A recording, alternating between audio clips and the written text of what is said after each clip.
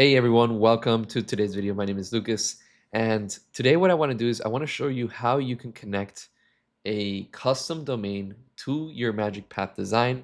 So let's say that you created a very nice landing page, for example, inside of MagicPath, and you don't want to have that preview URL where you click on the design and it shows you that magicpath.com slash blah blah blah. You want to have your own custom domain. So today I'm going to show you just that. It's not a hard process. It's pretty easy. All you have to do is obviously buy your own domain and then basically connect that via a tool called Netlify. But before we dive into that, I'd love to invite you guys to my Discord community. We are a bunch of different startup founders, designers, developers from all over the world, and we get together every single weekday to talk about different topics, different tools, different challenges that we're facing in our professional life. So, if you're interested in these talks, feel free to join the community. The link is down in the description below. So it all starts off in MagicPath, right? This is the MagicPath UI. And we just opened a new project. So let's go ahead and actually rename this. We're going to call this our website and our website. And what we're going to do is we're just going to double click over here. And we can start off by just creating a website from scratch. But there's actually something new inside of MagicPath called libraries. So if I were to just go over here, we have like a set of like a preset of different libraries over here. One of them is this marketing and landing pages libraries. And by the way, if you want more libraries, you can obviously go ahead and create your own library by basically creating different types of components and all of that, organizing them into this one file. And then you can just go over here and turn into a library. But in this case, we don't really want to do that. We just want to go ahead and open one of these components. So I'm going to start dragging in a few of these just to kind of see how they look like. So we have this one with the locations, looks very interesting.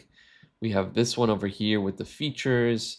We have, for example, team members over here. So I'm just going to go ahead and see how all of these different sections look like. We have this hero section and we have this hero section, so we can decide between these two. I probably would go for this one or for this one maybe. And so if I look at my modern nav bars, for example, over here, I can just drag in a few of these nav bars that I've made before. And then what we can do is we can just delete the ones that we don't really want. So for example, from these hero sections, I don't want this one and I don't want this one. I would much rather have this one.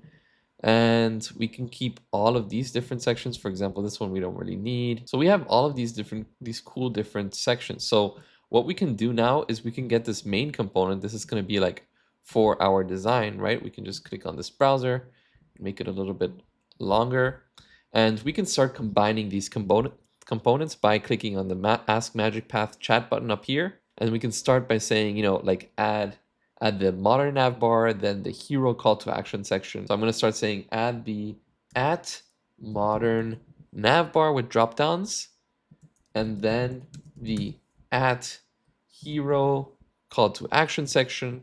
And then we just keep on doing that with the other sections. Now going in here, we can zoom into our design and we can see that we have our nav bar, right? We have our hero section over here with our image. We have our features section. We have our map over here that we can actually interact with and kind of edit everything once we're happy with all of this. So you can edit all of the images, all of the text, for example. So very easily you can just grab something over here and say go over here, and instead of join, we can write unite, right? So as you can see, very easily you can edit the text here to your own liking. But what I'm trying to say is that once you're done with your design, you can go ahead and open it in a new tab. And when I open it in a new tab, I get this designs.magicpath.ai URL, and it's not really the URL that I want to use for my business, right? We have a very nice landing page. It's already done. We can easily just edit everything inside of MagicPath, like I said, but we don't have that custom domain. Well, the first thing that I would really suggest doing is opening something like GoDaddy or Namecheap. In this case, I'm going to be using GoDaddy.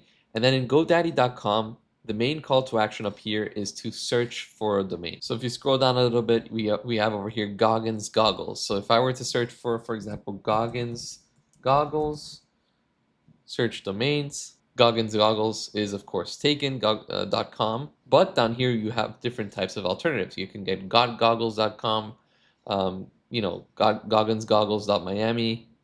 These are like more local things, I guess. Gogoggles.com, whatever name you want to use, you can find it here or find something similar at least. But in this case, I have one called nocodeunited.com. I haven't even used it, honestly, but we're just going to use it for this tutorial just to kind of show you an example of how this works. So basically, once you have this, we go back into MagicPath. Once you have this design, you can click on View Code, and then what we can do is we can open it in Cursor. So I'm going to click on Open in Cursor, copy this full command. I'm going to open my terminal. I'm going to paste this command inside of my terminal. I'm going to choose the location where this is going to be stored. I'm going to write, my website, like so.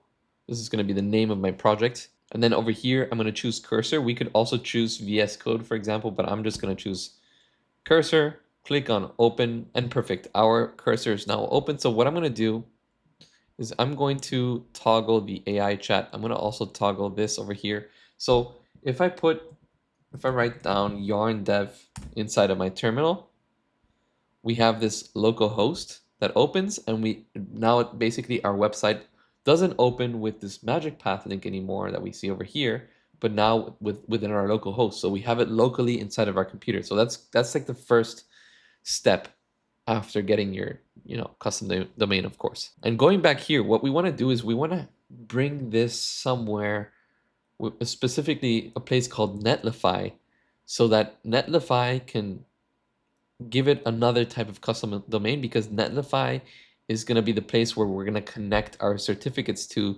our custom domain. And in order to connect it to Netlify, we need to connect our project into GitHub. So we can easily just say, connect to GitHub, and then the AI agent is going to basically tell us what to do. So create a GitHub repository. So go here, click on the plus button, and eventually create a repository. So let's just do that. So I'm going to click on this plus button over here and click on new repository. We're going to call the repository name my website, for example. Make it public or private as you prefer. Let's just leave it public. Let's turn this off. Let's say no to these two. And then let's create the repository. And then once we do that, we're going to go to step number 2. Once you've created the repository, GitHub will show you the repository URL. It would look something like this. So we basically get it from up here. Let's just copy that. And then it says, please provide me with your GitHub repository URL. Let's do that. And let's click on enter. So now we can start the process. So now it says that the connection is complete. So let's go ahead and view our code over here. So now we can see that our code is inside of GitHub under this new repository name, my website. So next step, let's go into Netlify. So I'm logged in via my GitHub account. So let's add a new project, import an existing project, and let's go import via GitHub. And then let's choose my website. And then we can just scroll all the way to the bottom and click on deploy my website. And the process of deploying your website has now started.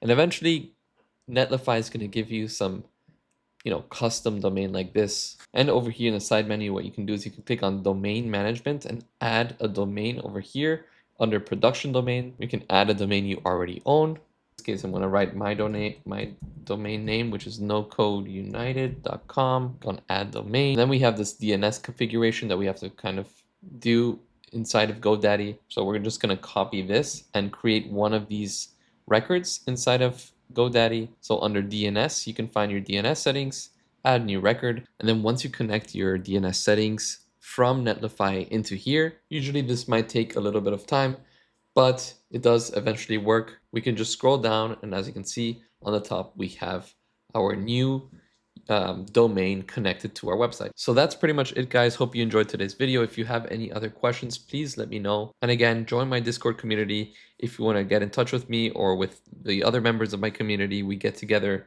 and do all of these calls every single weekday. So I'd be more than happy to meet you guys. So yeah, hope you all have a wonderful day. Thank you so much for joining. See you next time. Goodbye.